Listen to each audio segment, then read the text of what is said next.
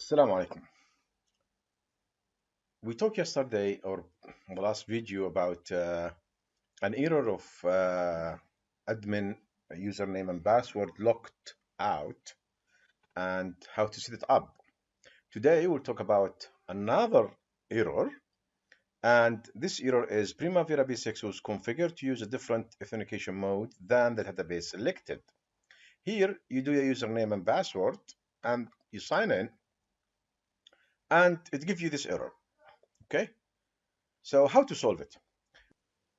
To be able to watch this video on how to fix this authentication mode error, please refer to the link below and go to our website.